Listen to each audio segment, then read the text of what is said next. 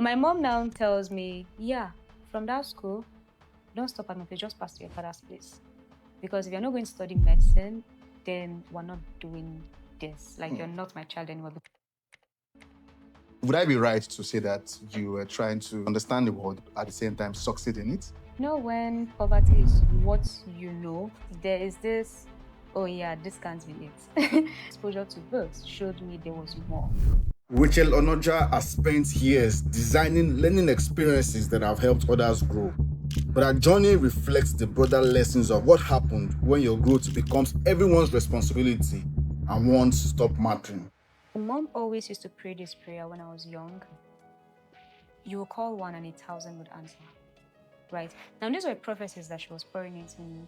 And so when I had an opportunity to create an experience that would transform people's lives, I knew I was working in the prophecy that was already sent ahead of me.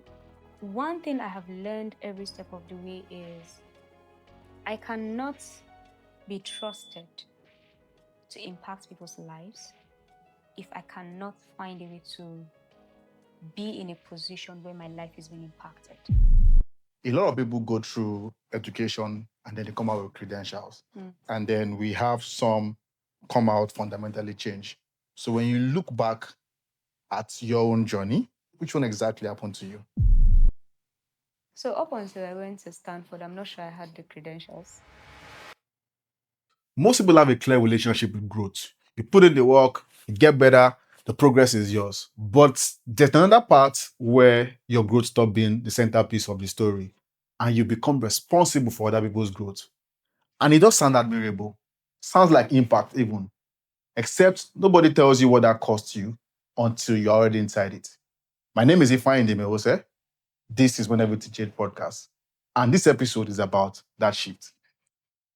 With me here is Rachael Onoja. Rachel, thank you so much for joining me on WC podcast. Thank you so much, Ifeanyi. Thank you for having me.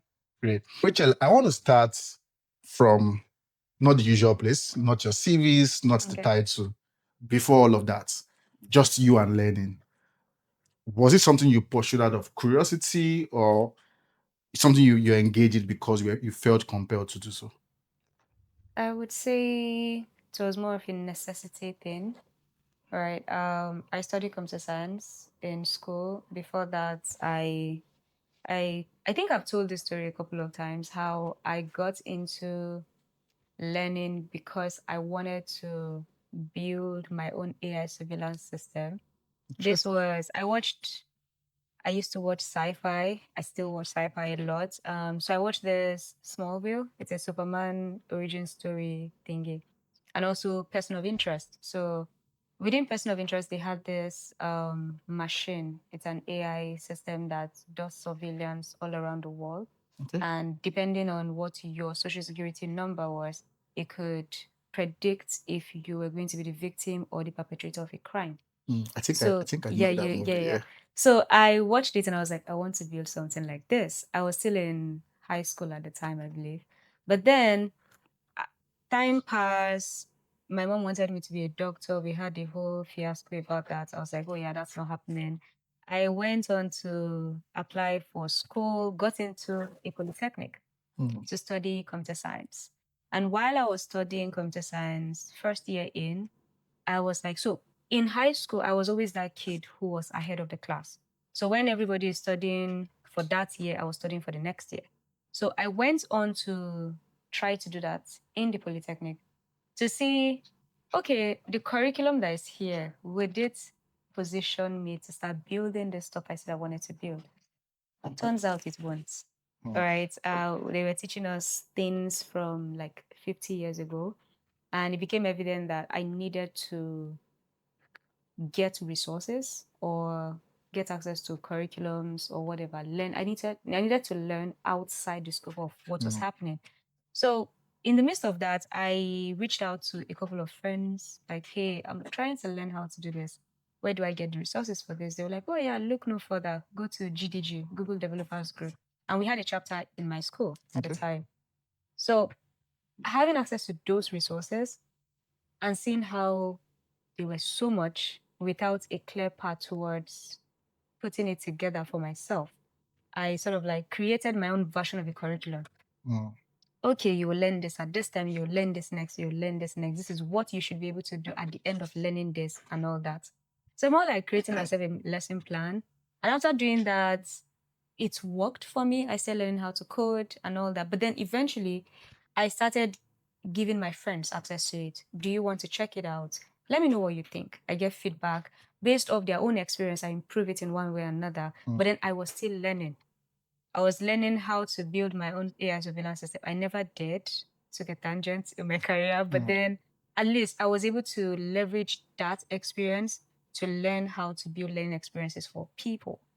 But in the midst of that, I got to learn a lot about myself. Like, okay, yes, I had always wanted to be ahead of the class, not because it was a liking to stress myself, but it was more of a I wanted to be able to be ahead of the curve. I wanted to be able to tell people, okay, this is not the right way to learn this. This is a better way to learn this. Because again, when you are in high school and then you're one of those students who everybody looks up to, it's almost like an added responsibility to know ahead. Right. So because of that, I would say that was the whole me stumbling into learning and how that has gotten me here. Interesting. I would think that you were going to make a reference to, because when you ask most people, they say, my learning started from, pre-university, Yeah. primary school. It was interesting that in your own case, you made reference to after high school, Yeah. right? The university, Polytechnic, and all of that, which is interesting.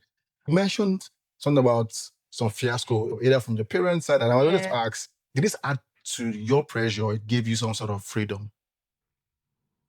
Excellent question.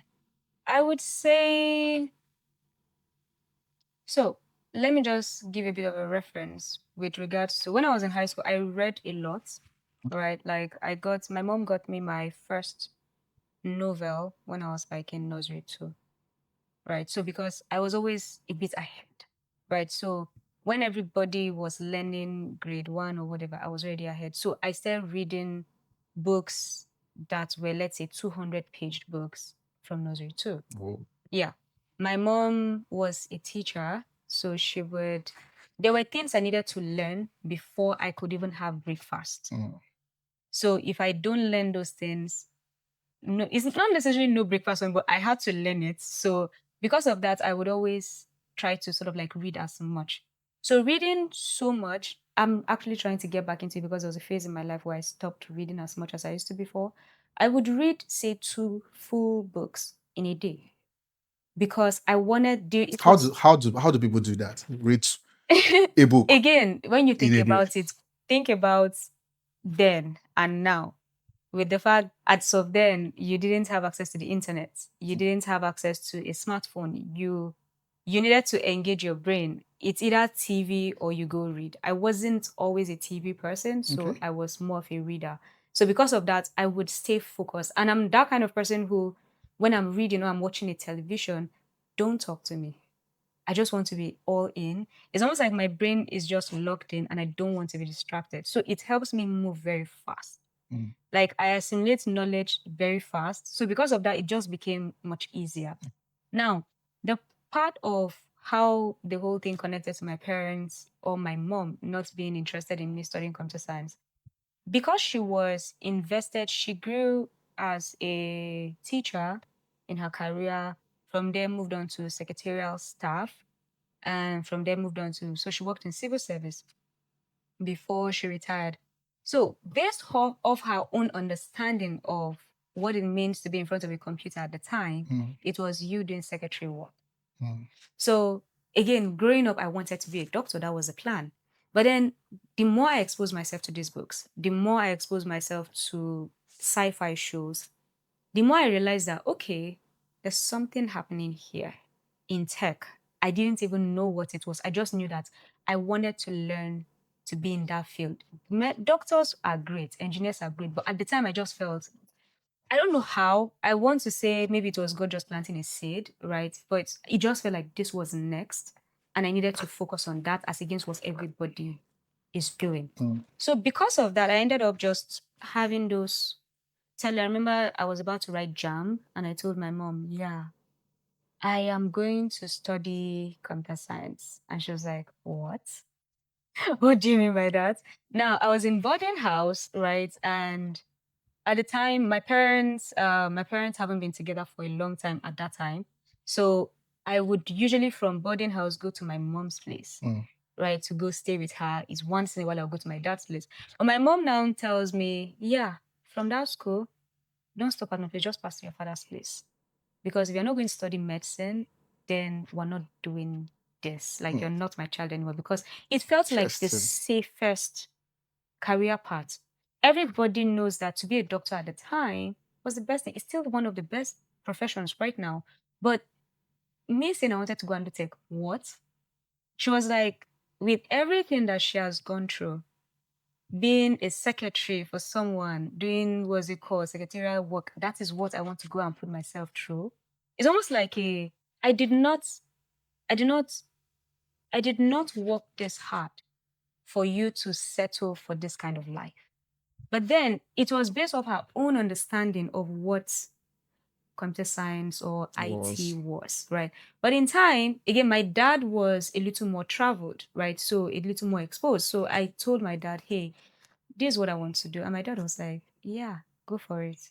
So eventually, he tried to convince her. Different people tried to convince her, but still, it wasn't as easy to get her to. So I remember my friend's dad then told me, okay, go do the medicine.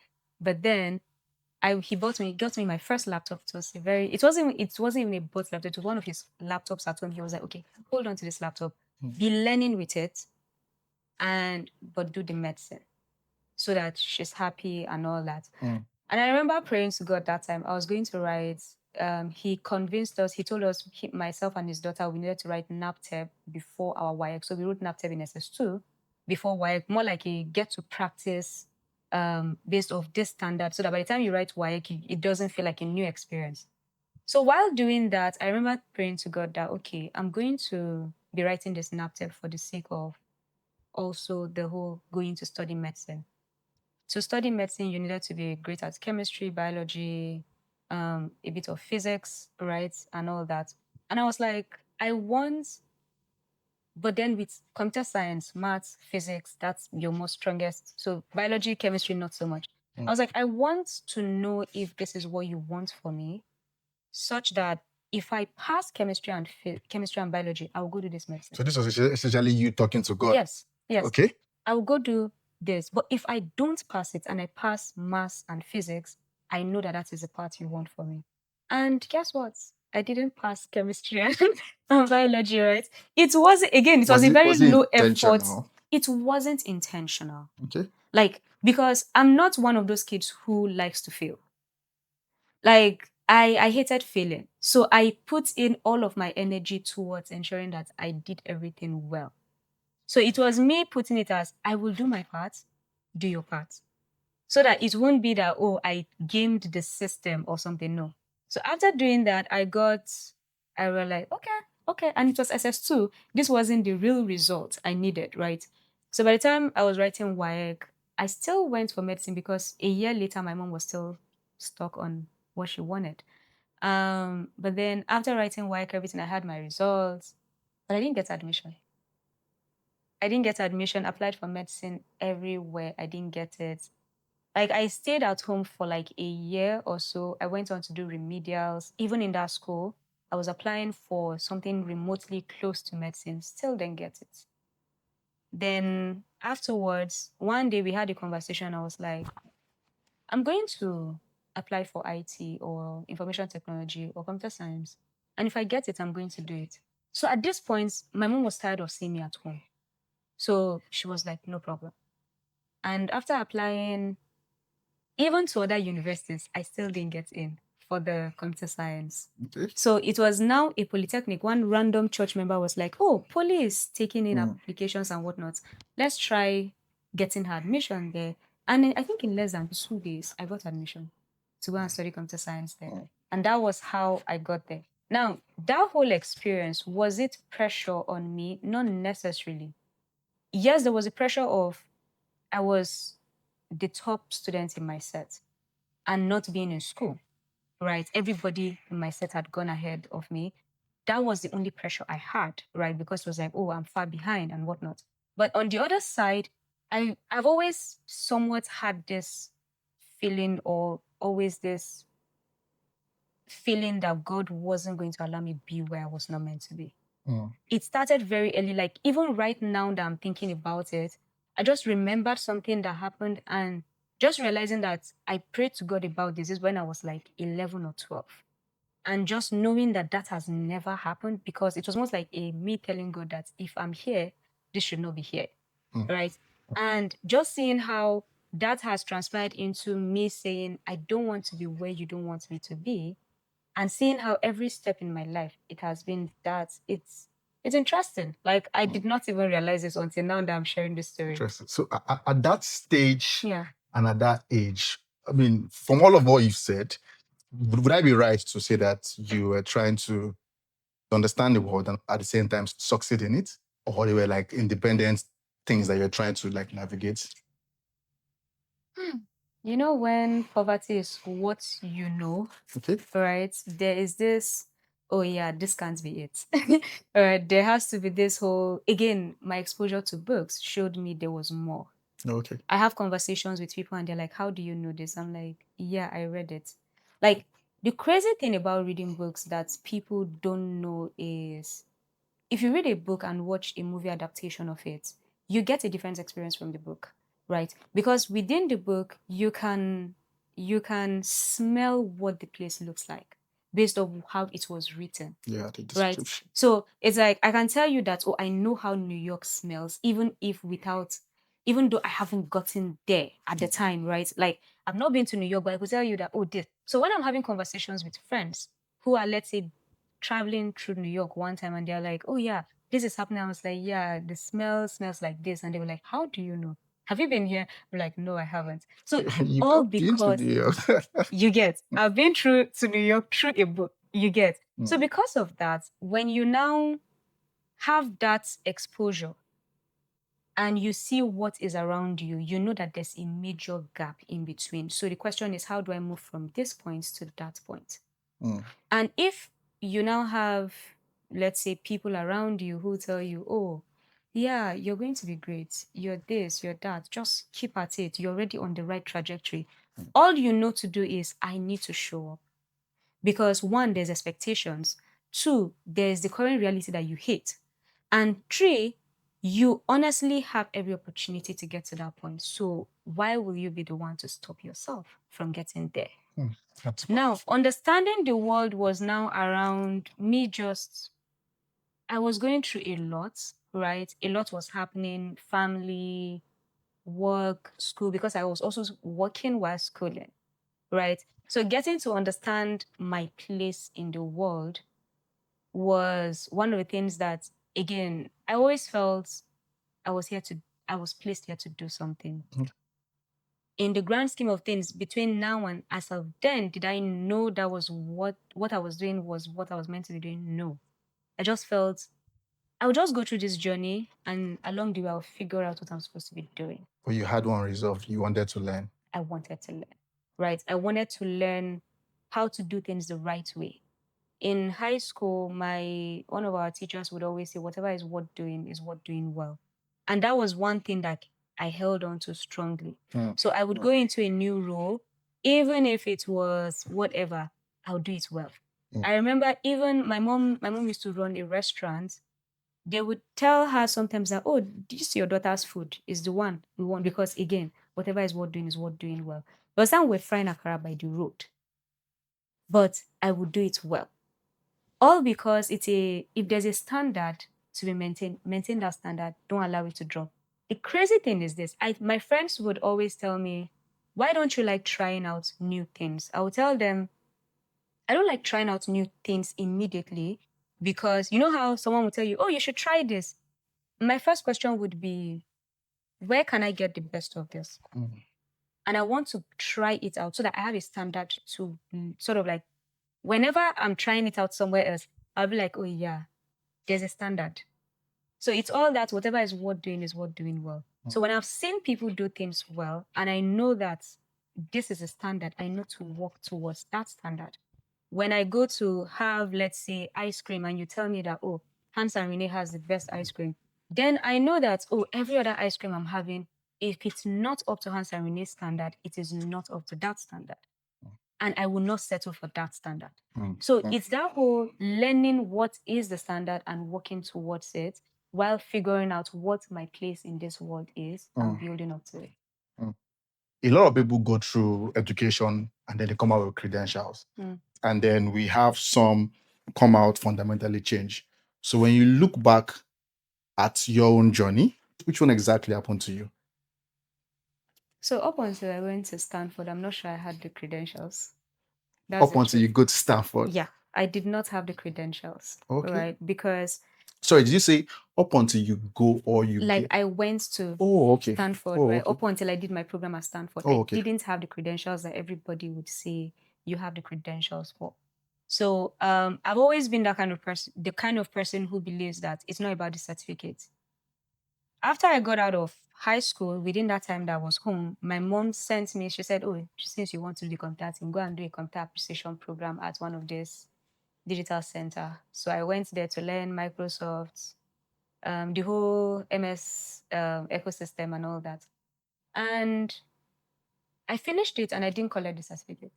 It took almost 2 years. My mom would say, go and collect my certificate for me. I'd be like, I know how to do it. Do you really need the certificate? But eventually I went and collected it for her. Interesting. Now, I went through school. Again, I was already, because I had those skills and I had built some form of leadership skills in high school, I was in the Polytechnic and I immediately, I think in a year or so, I got the job at Andela, right? And by the time I got the job, it was based off me knowing how to do. Because I told them, oh, I'm still in school. And they were like, yeah, you had an interview and we didn't even ask you about your credentials. And it came based off a referral. Someone said, oh, this girl is good at this. Talk to her. And I did the interview. Nobody asked me about my credentials. So in my head, I'm like, okay, if I can get this good a job without the credentials, then what do I really need it for? Right. So by the time I worked for a bit in my final year, first semester, I think first 2 or 3 weeks into my first semester in final year, this was 5 years in. I told my friends that I was going to drop out of school. And they were like, why? Just stay, you've gotten this far, blah, blah, blah. I was like, no, there's no, I just felt like, what am I doing here? I'm already doing impactful work out of here, right? But in the grand scheme of things, when you think about it, right, you just being in that position whereby maybe my certificate was what I needed to get for my mom. Maybe my certificate was proof of, oh, I did this. You went there, you did this. Right. But what did I take from school? I took a lot from school. School took a lot out of me. Right. I learned so much about myself. I feel like, but the thing is, I learned more out of the classroom than I did within the classroom. Because I would go get resources from whatever trip I would go on outside Nigeria. I would bring those resources back and share with my professors. I learned stakeholder management in school because I had tests to write. I had exams to write. Sometimes I was missing tests because I was traveling. But then to go have conversation with my lecturer and be like, oh, so sir, I need to go to this place for this is this for Facebook program or for Google program. And then they'll be like, okay, you have a test. I'm like, yeah. I'm like, okay, so what can we do? What can we do? And then they'll be like, okay, are you ready to write the test now? Or do you want to write it when you come back? And I'll be like, I will tell them when makes more sense for me. And then I will tell them, okay, I would have someone record the class because I learn when I listen more than when I read from someone else's notes. So I would tell my classmates that please, within this week, help me sit in the front, record all of the class, and then I'll come and collect it and record my notes myself. Because what I pick up on from classes is obviously different from what you pick up on. Right. So they would say, no problem. And then they'll be like, oh, when you're coming, better bring something. I wasn't bringing anything because it's not like I had the money, but then I would bring resources, whatever new tool was available, I would bring it, I would give this lecturer. That is stakeholder management that I did not learn within the classroom. I learned based off an experience that was happening outside the classroom that I needed to manage people around. I like how you frame this because people say this a lot, right? That education is more than just what happens within the Yeah. four walls of a school. Yeah. You can travel, that count as education, Yeah. and interactions with life, Yeah. people, human beings, Yeah. right? The environment, all of that count as education. Yeah. And then you said something that school did take a lot from you, and Yeah. then you also took Yeah. a lot from school. And I wanted to ask if you sort of have talked about it, in some way where you said, oh, I wanted to say, oh, were you transformed by learning, or you simply just learned how to perform, Mm. through it? But I Mm. think you kind of like touched that a little bit. Mm. But I like that you were able to paint all of that whole picture. Yeah. So, but I want to really know if there was a moment where learning stopped being, abstract, and then it became real for you, like Mm. moments, periods. It's something I want to get into. Yeah. That's a great question. I've had multiple moments when I realized that okay, learning is now different, right? One would be when I went to Rwanda to set up AltSchool's office. So, you know how you be like, oh yeah, I want to travel. I want to do this. I've always traveled. I've always gone to different places, but I was always coming back home. But that was the first time I went and I stayed at a place for a while, right? And I had to learn cultures beyond what I read in books. Mm. I had to learn how to be my own person outside the country. There's being your own person within your country, within the scope of, oh, friends are around, family is around, and all of that, and being your own person outside, where there was literally no one holding you accountable to anything, where you learn to hold yourself accountable. Okay. Right. There's also the part of being in a new place where you had to learn who you are while doing something you've never done before.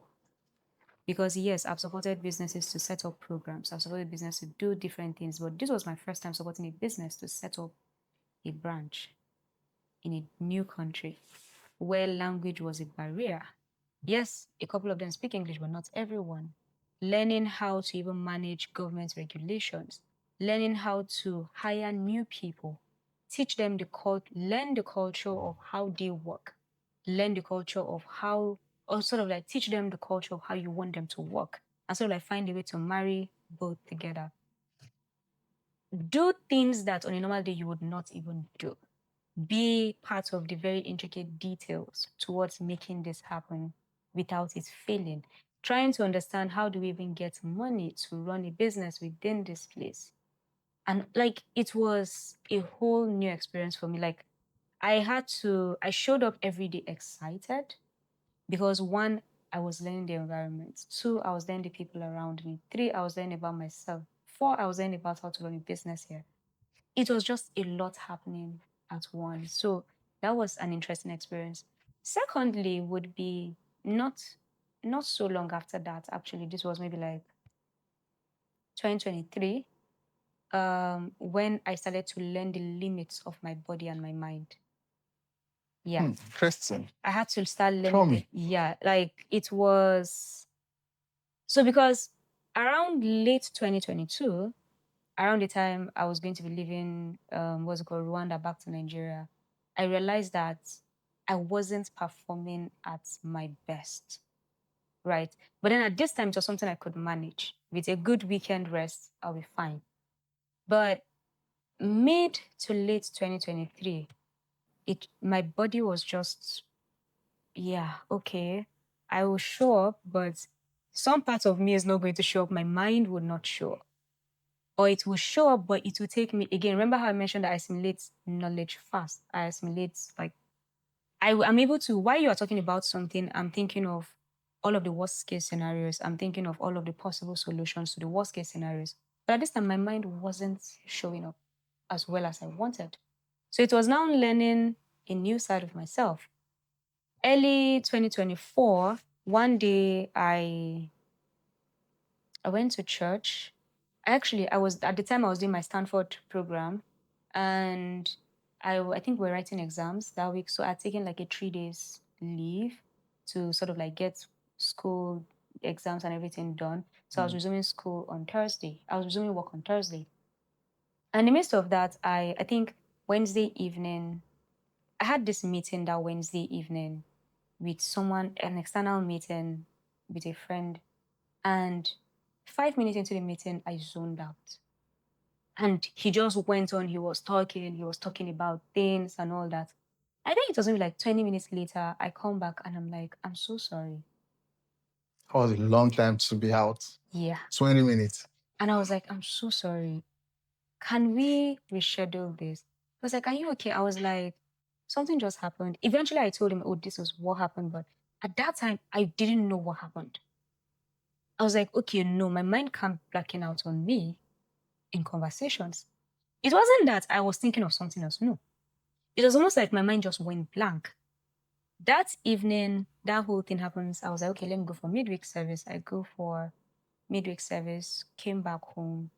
So I always plan ahead of the week, right? Again, remember I had taken 3 days off. So now I have to find a way to do 3 days worth of work in 2 days, or find a way to trickle it into the weekend.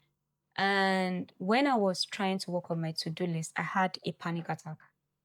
That was my first time experiencing it. I've heard people say panic attack, but that was my first time experiencing panic attack. I was like, okay, why am I panicking about what? In that moment, I was like, okay, this is not going to happen to me. So I had been reading about burnout. I've had friends. My mentor has been going through burnout for a while. So I've heard him talk about it. He has dropped articles and all of that. So I knew what was going on. It was just me realizing that it was bad. Yeah. And I needed to sort of like stop. In that moment, I was like, okay, who do I need to consult with regarding this? I needed at least 3 months. So the thing about me is I'm very decisive about actions I take. I know when I need time. I know how much time I need for something, and I know to take it and be very firm about it. So I remember texting Adewale at the time. I was like, hey, let's have a meeting tomorrow and all of that. And I remember we jumped on that call and he went on about something else. And then we finished the meeting and he was like, oh, he needs to jump on it. I was like, bro, let me see, I won't talk to you. We need to have it. He was like, oh, okay. Okay. Once he's done with his meeting, he'll call me back. So he calls me back and we have a conversation. I told him that the quality of my work has dropped. If you won't say it, I know when the quality of my work has dropped. This has changed. Like I'm over delegating. I'm not doing things as fast as I used to. I'm not being as effective as I used to be. And I don't want to waste my time. I don't want to waste the business time. I need a break. And I told him, it's not like I'm telling you that, oh, I think I should take a break, then you should convince me if I should or not. It's me telling you, Affirmatively. I'm going to take a break. I'm going to take a 3 month break. If it's possible, great. If it's not possible, I understand. I will send in my resignation. Like it was, when you get to the point where you're like, okay, yeah, I'm at the end of myself. And if I don't take myself out of this situation, I will I would disgrace myself and my village people. Right. So You don't want that. I don't want that. So that happens. I took the 3 month sabbatical. I think that 3 months, those were one of the best experience of my life because I learned so much about myself within that time. Earlier, we were talking about identity and all of that. Within those 3 months, I realized that I had built an identity. So everybody would be, oh, Rachel of AltSchool, Rachel of AltSchool. And it became hard to separate Rachel from AltSchool. So within that 3 months, I had to do that, separate Rachel from AltSchool. I had to even relearn about myself. Like, okay, maybe there were some traumas I had as a kid. that I'm still living in the fullness of. And that kid has decided that she wants to grow up. And I am still stuck in that identity. It's almost like, when you scatter everything about yourself, like it's a puzzle, and then you work with therapists, with the Holy Spirit, with yourself, with an executive coach to piece it all back together. That was what that experience was for me, that 3 months. It So many, was, that's much layers. yeah, like it was layers upon layers upon layers. I remember having to sit down and ask myself all of the things I liked. Why do I like them? Was it because I genuinely like them, or because someone told me they like it and somehow my identity was like, oh, I want this person to like me. So I started to like those things. I found things that I honestly did not enjoy, but because I wanted people around me to be fine, to be comfortable, I sort of like just be, it became more like a performative action, right? Picked up things that honestly I had no business picking up. Decided to sort of like take on opportunities that I had no business taking on. Different things. And in that time, interestingly, people were always saying that, oh, are you going back to old school? I would say yes. But within me, I was like, I don't know. Hmm.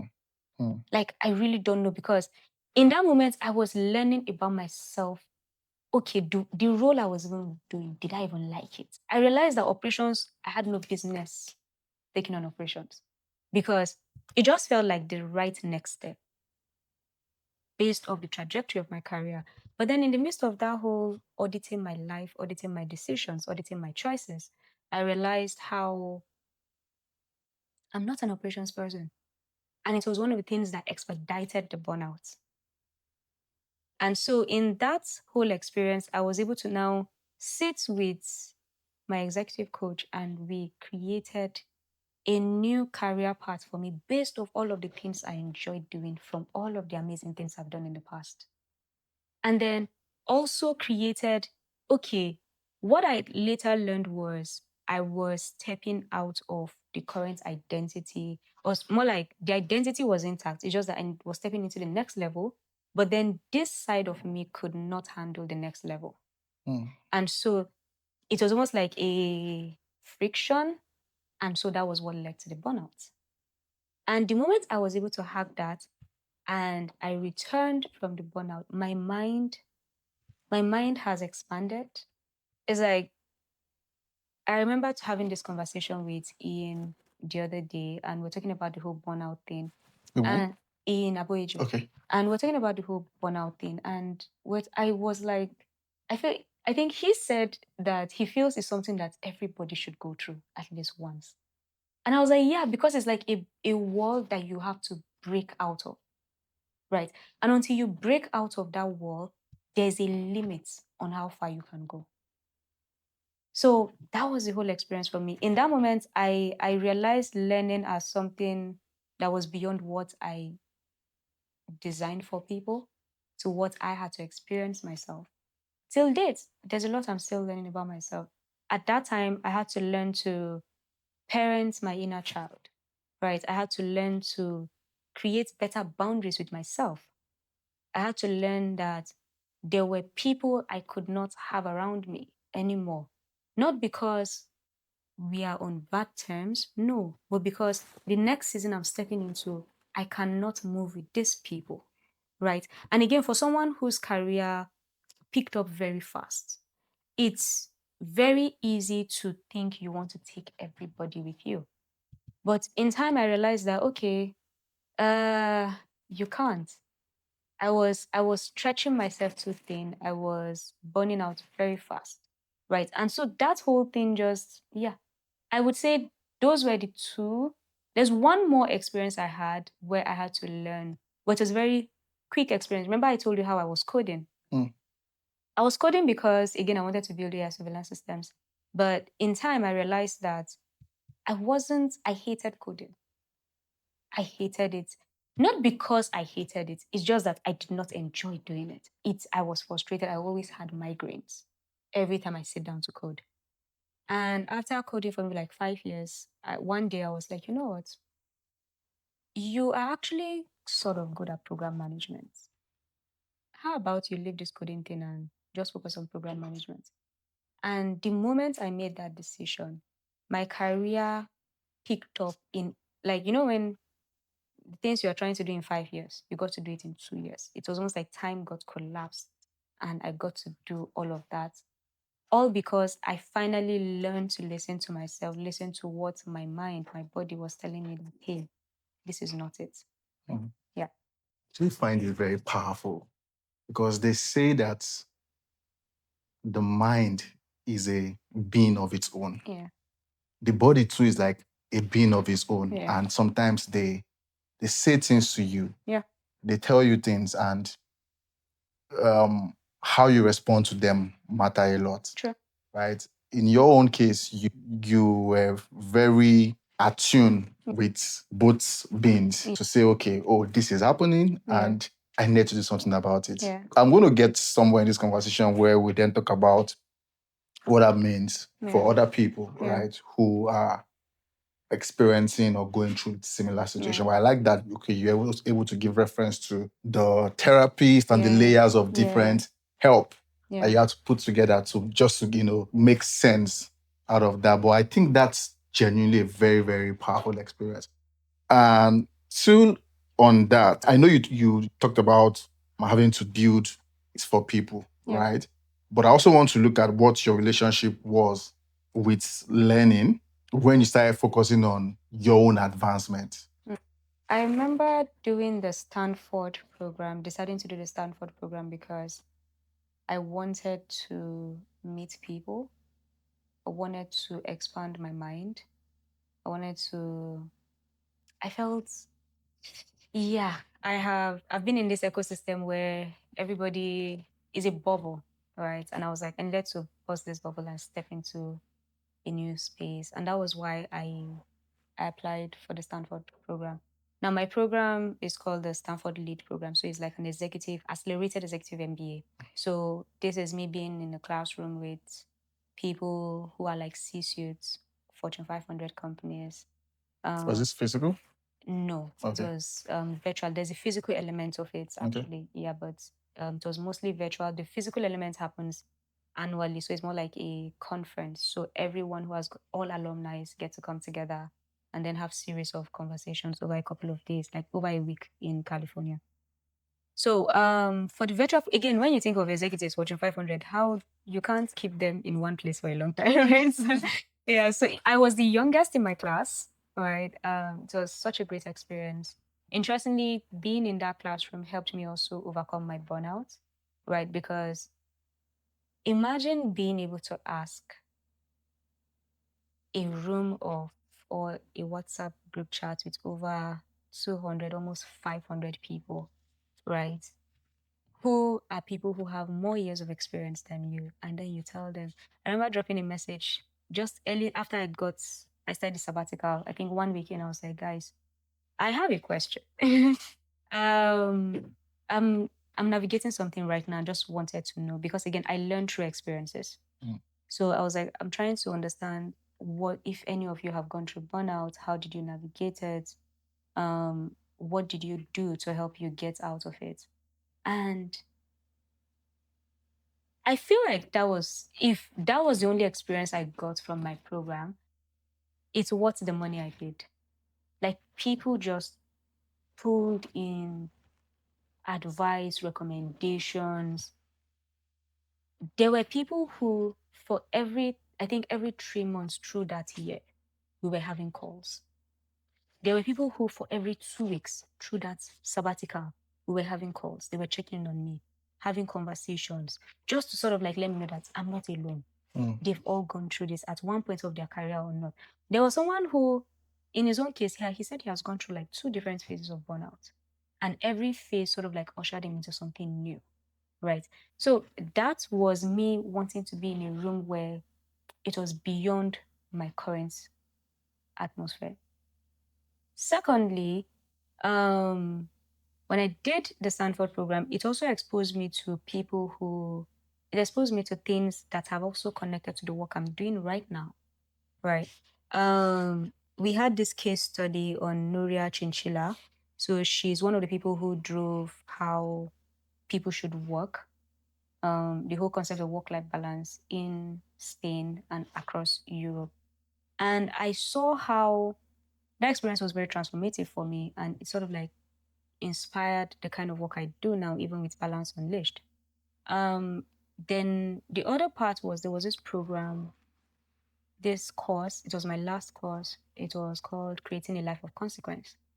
And I feel like that is one of the most impactful programs I did in that whole experience, that 1 year experience, because it changed how I looked at life. It changed how I looked at conversations with people. It changed how I looked at my relationship with people.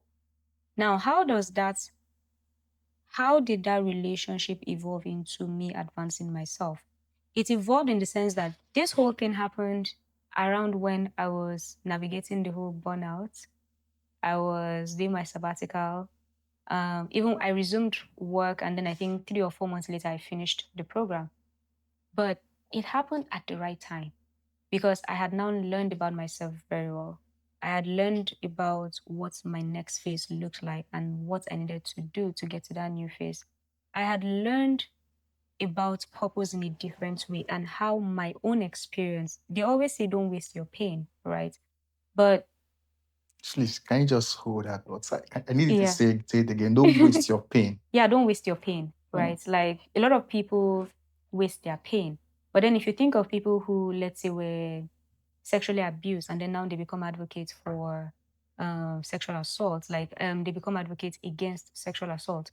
You find people who, Adewale, for instance, Adewale did not like how the university system was, and he was like, I wanted to build it. He wants to build a school where people can learn in a different way for people like him, right? Different people leveraging their own pain. People have an experience with God and then they try to draw people to God and all of that.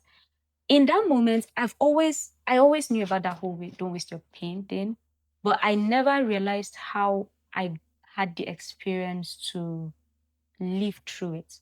Now, I started Balance Unleashed as a me just processing how I was navigating burnout publicly, and I would experience this thing and I'll come talk about it. I will write about it. I would send newsletters about it. But now I've realized how what that did for me was it's crazy. It connected me to, again, my whole life experience has been about designing learning experiences, transformative learning experience. If you think about it on this technical standpoint, is that you come into a program Rachel designs, you are sure that in the next couple of months, you would get out technically sound enough to get a new job. That was it, right?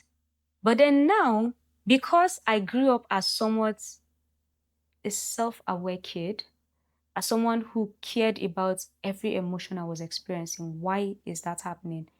When I feel a shift in my spirit, I'm like, okay, what's happening? I'm asking questions, right? Because of that curiosity, I realized how to leverage my mind and my soul, my full sense of self, and put that into the quality of work I do. Which is why even when I have people I manage, they will tell you that Rachel manages differently, right? Because I have, would I say, an extra layer of toolkit to work with. Now, what me going through a burnout experience did was it amplified these already innate treasures I had. That okay, you have you've done this without knowing that this is what you're doing. But then now you've mastered your craft to the point of becoming an executive in a fast-growing startup. But then now you get to amplify your mind and yourself, your sense of identity. And by doing that 3 months whole experience, I literally transformed my own life. And the next year after doing that, I was like, remember in the Polytechnic, what I did was I tried out a curriculum for myself.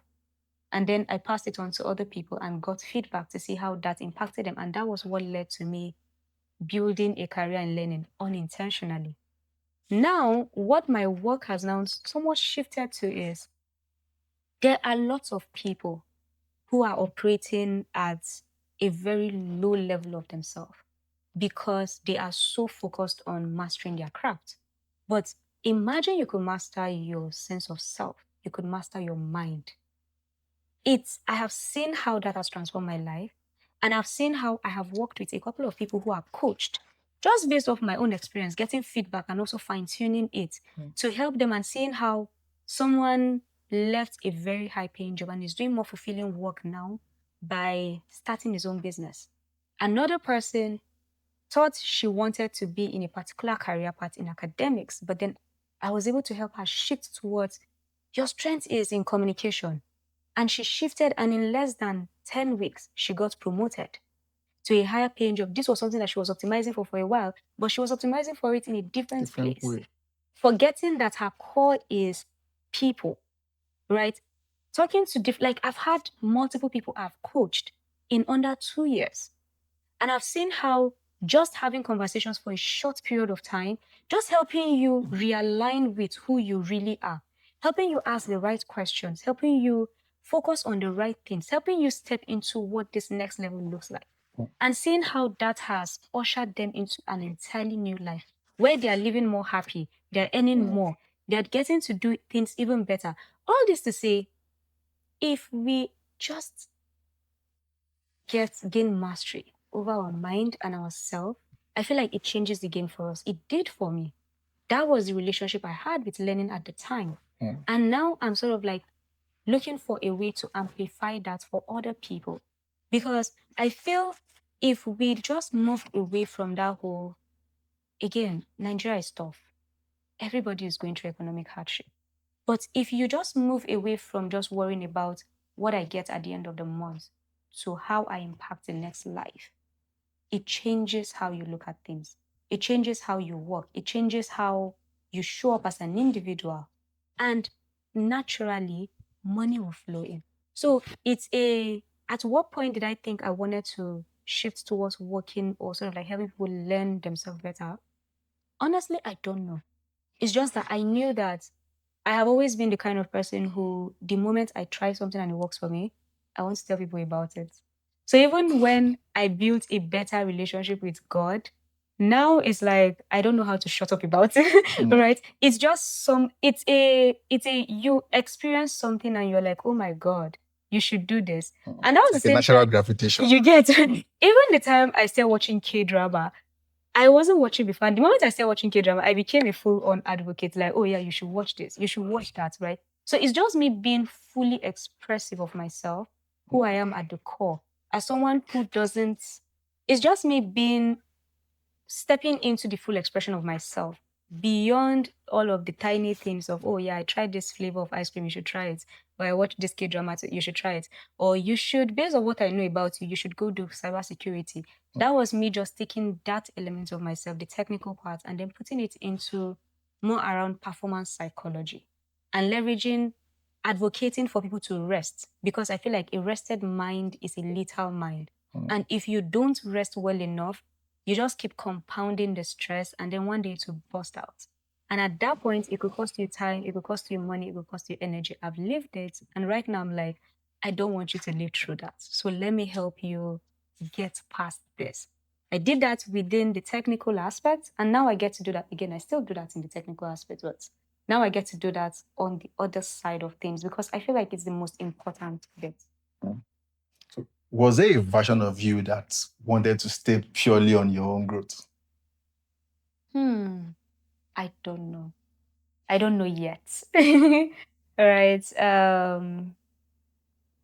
Actually, I think a version of me right now wants to stay purely on my own growth. Why is that? Um, so you know when it's how do I explain this? It's a it's not me wanting to not empower people to grow. Is that my own growth right now requires me to empower people to grow. Okay. Right. But then again, I do a full-time job, 9 to 5 and all that. And again, that whole God doesn't take me where I'm not supposed to be. And feeling like every time I'm like, God, if you just allow me to drop this 9 to 5, imagine how much I would do in this balance unleash I'm building. Right. But then I would be like, I can sense literally that I'm supposed to still be in the 9 to 5. So that's the current thing I'm navigating right now, in the sense that I really want to just dump everything and fully go into empowering people to grow. But then I tell myself that obviously there's something I need to learn here. That is why I'm still doing the 9 to 5. There are skills I'm learning. There are conversations I need to have. There are things. It's possible that again with the new place I work, like the reach is so much farther than what I was doing at AltSchool.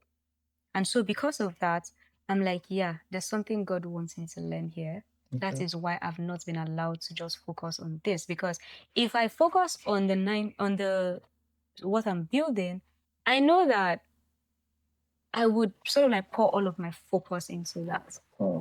And I would do amazingly. But then how I know that I need to still be at the 9 to 5 is there are times I have conversations with people I'm coaching, people I'm mentoring, and I have to pick up anecdotes from conversations I'm having at work Mm. and then bring it in here. And I see, okay, yeah, if I wasn't doing that, I won't be able to share this. So every experience, again, don't waste your pain. Mm. Every experience is lessons towards something. Interesting. Yeah. So I know your stories are kind of linked, Yeah. especially because of the question I want to ask next. You're right now talking about the version of yourself that wanted to resist Yeah. the idea of just focusing on you. Just, I mean, Yeah. don't beat people. Yeah. Focus on you, right? Yeah. But I know that there's a difference between growing yourself Yeah. and then becoming responsible for For the other people, people. Yeah. essentially, right? So I want to ask, when did that shift, happen for you? And did you choose that shift, or was it something that slowly just crept on? Yeah. Did I choose that shift? No, I didn't. I didn't. Sometimes I wish I was that selfish, Okay. right? Or I wish I was that selfish to just be like, you know what? I'm not going to work. I'm not going to support anybody. But I just feel like there are parts of ourselves that we cannot run away from. And I think that was what was happening with the software engineering when I was coding. It was that I was running away from anything that placed me in a position to work with other people, to empower other people to grow. And that was frustrating, right? I was always that kid in high school who I learned more by teaching people. I learned more by talking to people, by having conversations. I grew faster when the plan is to learn in order to teach people.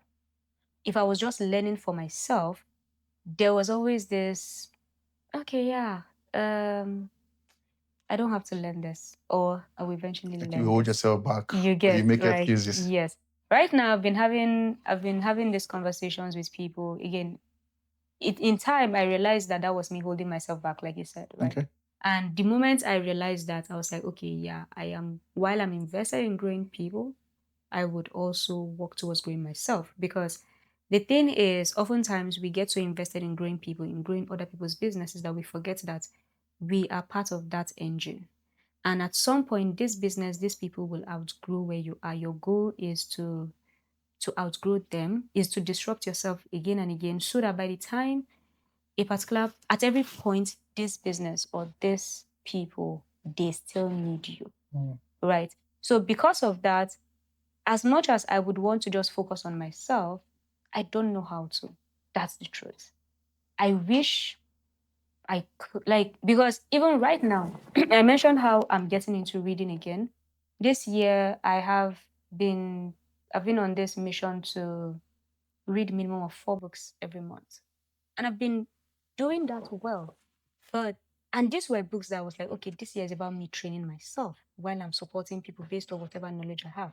But again, whatever I learn about myself within this experience finds a way to come into what I'm teaching people. Mm. Right. So it's all I feel like I don't, as much as I talked about how I need to separate myself from the work, I've now learned that this version of myself, this work I'm doing right now, requires all of me, all of me that has grown.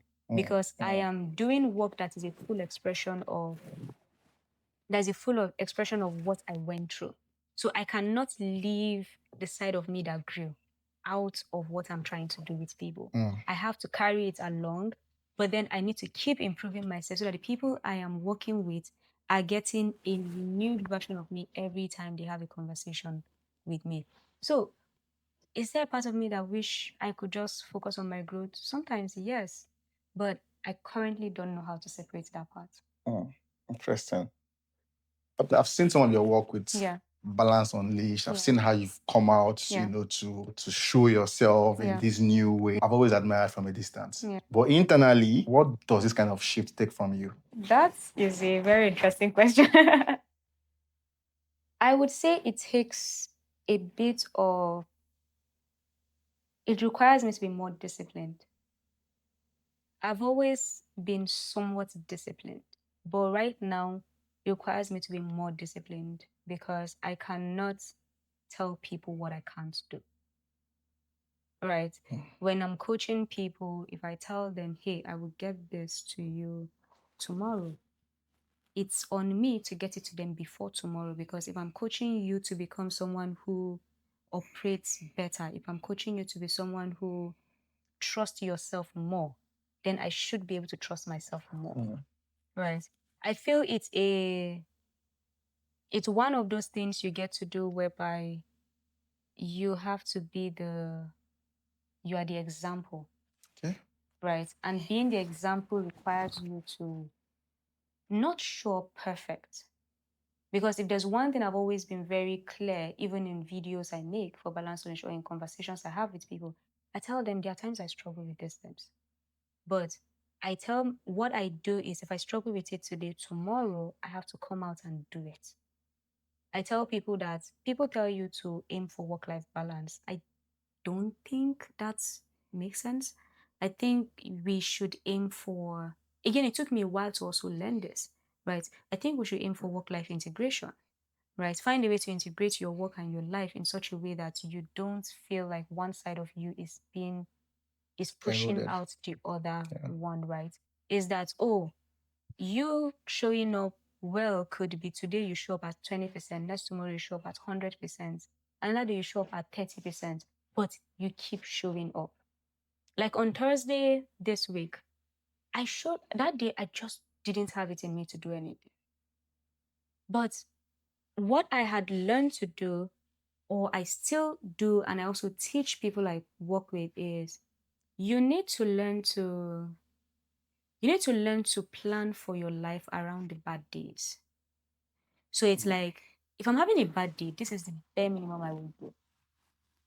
And so by the time you now have Plan for your life. Learn to plan for life plan your around the life around the bad bad days, days. the bad Wow. days, so that the day you are now having an awesome day, high energy, you do even more. So that you won't say, oh, I had a bad day, so I didn't get to do anything. No, what is the minimum thing you could do? Like on that Thursday, usually I would do my workout routine is normally a 30 minutes per day workout. But on that day, I just didn't feel like it. I did a 10 minutes, but that was because I had said, whatever it is every day, you must do 10 minutes of workout. So on days that I'm having high energy, I can do 30 minutes, or I can do 45, or maybe even 1 hour. Mm-hmm. But that consistency is now based off what does minimum look like. And then every other thing, so that when you now have, because you will have more good days than bad days. Mm-hmm. So which means you get to do more, but then on those bad days, you still showed up. So in the grand scheme, I think when you think about it, it takes me to be more disciplined, right? It requires me to show up as who I tell people to show up as, right?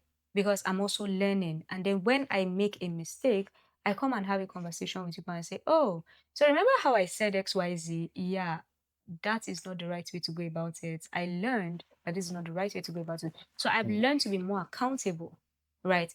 Because if I wait to be this perfect version of myself before I go to talk to people about things, then they miss the messy part of me that they are also navigating, right? And I cannot deprive them of that, because otherwise I'll be selling Rachel as a product. Yeah. Meanwhile, Rachel went through a journey of becoming. Rachel is still on a journey of becoming. And what I'm selling to you or trying to encourage you to do is go through that journey of becoming, no matter how messy it is. So I also have to show you how messy sometimes my life is. So that, I think, has been somewhat the most difficult part. I try to show up as authentically as possible, but sometimes I tell people, okay, yeah, I'm just struggling today and I'm sorry. And I have learned to give myself grace. So by learning to give myself grace, even if you don't give me grace, it's fine. I know that if I don't show up well today, I will show up better other days. Right. So it just requires me to be a little more vulnerable than I used to be. And that has been a challenge because I was optimizing to leave the public eye. But you know, when God calls you to do something, and there's this thing they say, we plan, God laughs, right? And it was me planning that, oh, at some point I was going to script everything about myself off the internet. I was going to go back and live my reclusive life and whatnot. And right now I'm being called to do work that puts me in front of people, that talk to people about the exact opposite. So it takes a part of me that I didn't know I was ready to give. But then now I have seen how for every time I give it, when I see the joy in people's face, when I see the aha moments people have, when I see how I have conversations with, when I see their life transformed in under 3 months, I'm like, yeah, this is why I could not take myself back into my shell. Interesting. You talked about something that I think a lot of people actually deal with and struggle with, Yeah. which is showing up, regardless. There's a specific word that you use somewhere around you answering the question of what it takes from you. But I know that a lot of people struggle with it because they're always trying to think about what would that look like? How would people look at me? How would people see me? And that is a challenge that even I personally have had to struggle with as well. So when you say that, something about recording your struggles and all of that, this is one challenge that, because I think you use the word authenticity. Yeah. A lot of times we want to show off the glamorous part of our lives and Yeah. don't want people to see that, oh, it's not all picturesque. There's some There's the messy there's messy parts in it. And sometimes those are part of the journey, those are part of the story. So how do you show all of that and then still, and this is not like a general question, just me trying to understand how in your own case you've been able to, I'm going to show up regardless. But one of the part of the things I'm going to show you is also my vulnerability and my struggle. So you see that, oh, they're all part of the entire journey. That's a great question. How do I show up authentically, but also with the whole messy part and whatnot? I think, again, I learned this whole, let me take that again. I started posting on LinkedIn or even on social media when I started doing community work. This is far back as 2014. And I didn't honestly didn't know why I was posting. Today, I can see how that helped build my personal brand. But at the time, it was just me posting like, oh, this is happening. Even if it wasn't me inviting you into the conversation, it was more of me letting you be aware of what was happening. When you are ready to be part of the conversation, you will join in, right? So my LinkedIn, it was more like me just, anytime something happened, I'll just go and post. I wasn't even checking whether they were likes or anything and all that. That was all I was doing. And in time, now I have a lot of followers on LinkedIn, even more than every other platform. And every time I come to share something, if you notice the way I write, even on LinkedIn, it's always more reflective. It wasn't planned, it wasn't orchestrated. But when I was doing my whole the whole executive coaching and all that, and part of the program I did was building my brand based off my own identity.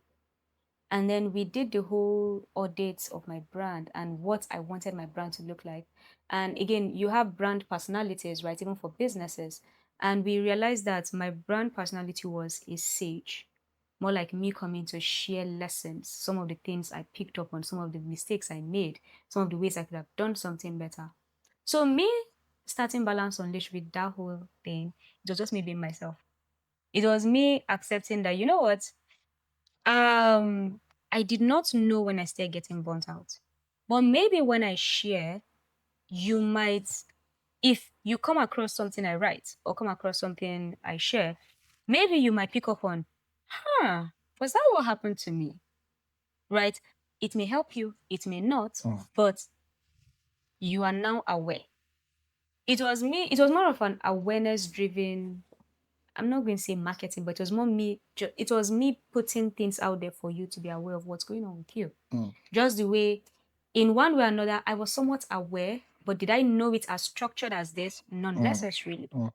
Again, I learned that with burnout, with identity reinvention, it's not something people talk about a lot. Yeah. People talk about the glamorous stuff when you are killing it at work. People talk about when you become this, they will tell you about, oh, how Beyonce became this superstar.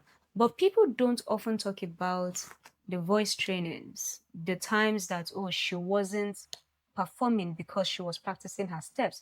When one of my best documentary is when she did the documentary for Homecoming, right? And how she showed how she started practicing ahead of the Coachella where she was going to headline, and how it showed her sort of like doing the messy part of it because she had just given birth to twins and she needed to be on Coachella stage in another couple of weeks or couple of months. And it showed that messy part and how it was now seeing the performance itself. It shows you a story. It shows you how this didn't happen overnight. Yeah. The problem is we always tell success stories. Yeah. Even True. on the continent right now, we tell success stories about startups and all of that. We don't talk about these difficult decisions that are being made every day. Even the media doesn't help at all because it's like, oh, this didn't happen well. What did you do? You are the problem and all of that. I wanted people to see that this burnout thing happened because maybe I didn't pay so much attention. But then now that I'm paying attention, how am I paying attention? What am I doing differently? What have I learned? What did I even make a mistake at while paying attention? And how can I show that to you so that you can know not to do this?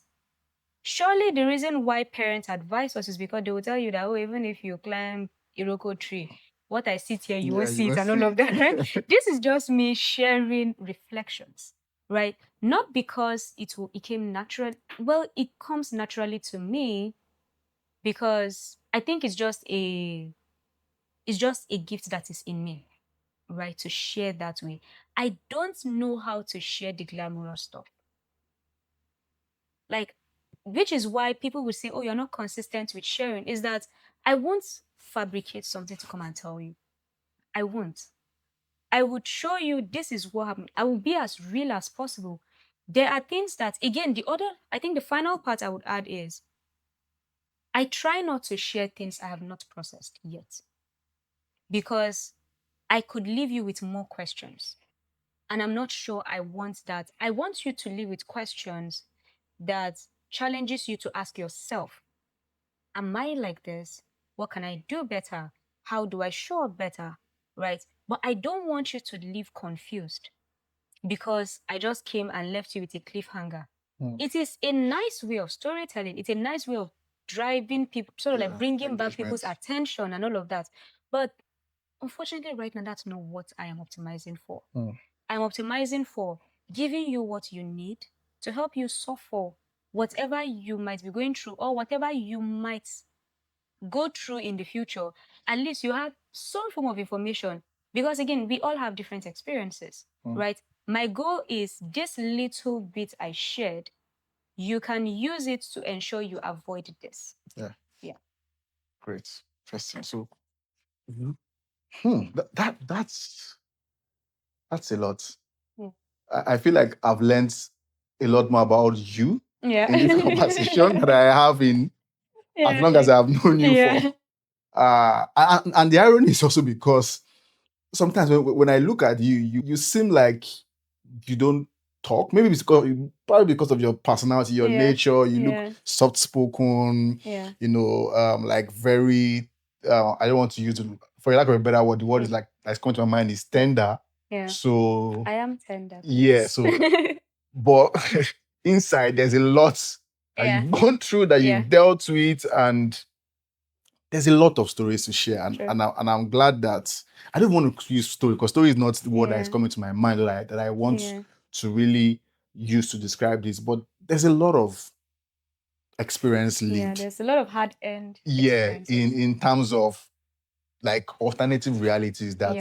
that confronts you Yeah. when you look at them, and how you make sense of Yeah. that against your actual Yeah. self Yeah. and what you want to be. So Yeah. this is really a very strong conversation that I'm happy that I'm having, and I'm happy that someone out there, is listening to. Yeah.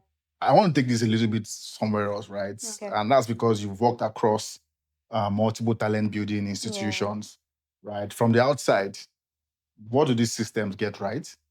And what do they misunderstand about what growth Hmm. really is?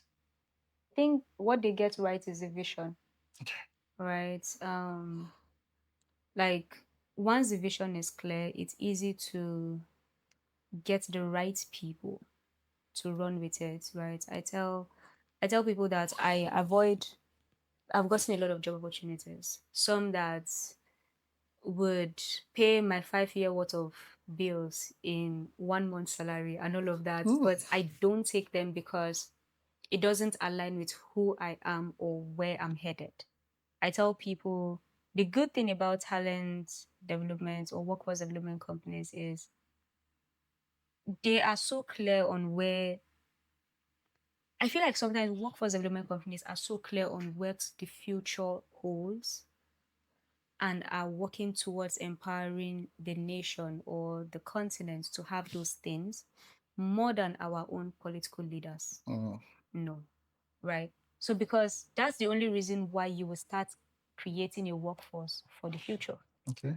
right? And it's because there's a clear vision, there's a clear understanding of this is where we are headed, and we need to prepare people to help us get there because it's almost like you are bridging the gap between now to where we're trying to get to. So I think a lot of workforce development companies get the vision right. The other question was around what are some things they could do better or No, no, like things that they misunderstand about what growth, actually is. Growth in people actually means. okay. Hmm. So I think a lot of times, sometimes a lot of misconception around that people, let's say talent companies don't always understand is people grow at different stages. Depending on whatever experience I have had, my background, my current realities, that would influence how fast I grow Mm, and how much longer it will take me to sort of like stay in this position. mm, Now, when you think about it, there are people. I was having a conversation with someone recently, and I was telling her, of a particular program that I run within Balance Unleashed. And she was like, why is it not a cohort based program? And I was like, I have a cohort based program. But then I also have a program where I know that because of your reality, I cannot put you in a cohort based program. mm, And I talked about how there's someone I'm working with who they have these layers and layers and layers of things that normal people don't have. And while it may take a lot more time out of me to work with them one on one, I just know that I cannot afford to let this person be in a cohort program because it will be a waste of my time, a waste of their time, and a waste of their resources because, again, they pay for this, right? So I would rather charge you more and work with you one on one, knowing that at the end of it, the growth based on what I have adequately gotten off our discovery call, mm. the growth part I'm creating for you is Tailored. tailored for you. Now, a lot of, let's say, talent companies will tell you, oh, we're doing personalized learning and whatnot. To a degree, it is personalized learning, but personalized learning is allowing me to do it in my own time. Personalized learning is allowing me to do it, is it being intuitive enough to switch and all of that, which is why AI is very important at this time. Because the way I would use AI and the way you use AI are completely different. You and I will put the same input into an AI model and it will give us different answers because of the way you've trained your AI and because of the way I've trained my AI. So when it comes to learning or within the talent development space, is there a way to help people still have that degree of guardrails while also allowing them to learn in their full expression? If we optimize for that to a certain degree, I think it would help growth in individuals to be much faster than trying to do a one size fits all for everyone. I remember at AltSchool, it was one of the things that we figured out at some point. We're like, okay, career professionals don't learn the way job seekers learn. We also had people who were like in their 50s, retired people. They learn differently from how other people learn. People, career professionals in Lagos learn differently from how career professionals in Nairobi learn. They learn differently from how career professionals in Abuja learn. So all of that to say different people, environments, experiences are different. I'm not saying build an ecosystem that says, oh, everybody learns the way they want. That is not scalable. But find a way to build or infuse a system that is as intuitive as possible to ensure that each individual gets to, let's say, somewhat build in a cohort, but also have their own different transformative experience of learning. That would sort of like sort of like help you achieve your goal much faster than trying to put people within a block or start to fuse a square in a circle or something. So I actually had two questions that Yeah. you've sort of like Answered. answered. Yeah. And I like how you like layer your responses. It just makes it, easy for me to sort of like know where you're coming from and then Yeah. also where you're Yeah. how you're thinking, because that is what this is about, like a Yeah. thinking space. And thanks for really sharing that. Thank you. I find it interesting that when we think about talent building and then the problems that we're trying to address Yeah. when it comes to the area of talent, it's not as clear cut as we would have it, right? Sure. So when you say things like it's still a struggle between, or that's challenge between finding the balance between creating that Yeah. well-rounded, intuitive, what's it called, learning environment versus creating that. So there's a balance between making it intuitive and then making it perfect, Yeah. for the learner. Why I don't want so much want to dwell on that, I sort of like understand the struggle, but I Yeah. just want to like also ask, like, in all of this gap that you've talked about, how do you think that it can be addressed? Huh. So there are different ways to answer this. One is skilled learning. It took me a while, I think maybe even early until almost early this year, to realize that quality education, we always say we want to give access to quality education at a particular degree. The most efficient way to deliver quality education in very mass scale is to still keep it in somewhat like in silos. You can have multiple silos of it and sort of like you use that as a way of scaling it. But if you bring in a lot of people, sometimes a lot of things will fall through the cracks unless you have a tool like AI, right? Which is why I am a full advocate of leveraging AI for education, because AI helps you sort of like take away certain elements that the human capacity, not necessarily the human capacity, can't handle, but you will waste time and resources if you were going to just leverage a human to handle that. Now, yes, there are layers of the human experience that could improve how this person is learning, but then imagine an AI just gives you a report that, oh, this candidate or this student is struggling with XYZ. You have foundational knowledge to work on, compared to when you have a conversation with someone and you're asking questions to dig deep. And there are things that your own human biases would miss. And there are things that your own human bias would amplify, right? Not that it's a terrible thing, but is there a way to create that balance, like we talked about earlier? So, my recommendation would be one way to, when I say deliver or fix some of the challenges that we currently have, would be leverage AI in a way that doesn't make you lose your humanness, but also in a way that doesn't cost you to lose your time and energy. Because the idea is to scale using AI, but then you should not use as AI as an excuse to lose the humanity of learning, because again, humans, we learn better within communities, we learn better within um we learn better when we are connected. Right, the moment you remove that connection, which is what some, would I say, edtech companies fail at, where they will say, oh, an AI based this, and then you remove the humans from it. Okay, people will learn, but will they be transformed? No. So it's a find a way to keep that balance. Then you would have a better experience for people. When you look at learning and education in Africa, as it were, right? This is your own thought. Yeah. Do you think Africa is limited by capital, or it's just by the quality of people that we're producing? Oh, we're limited with capital. How so? If you think about the quality of people we produce, and not the people that are jackpotting and going elsewhere. If you look at the American, what's it called, medical system, a lot of the doctors there are Nigerians who at some point were produced here, and then they were either went to sort of like further their studies there, or people who, even from the grit, from the resilience we teach you from high school, that is something that stays with you. You go elsewhere and you are thriving.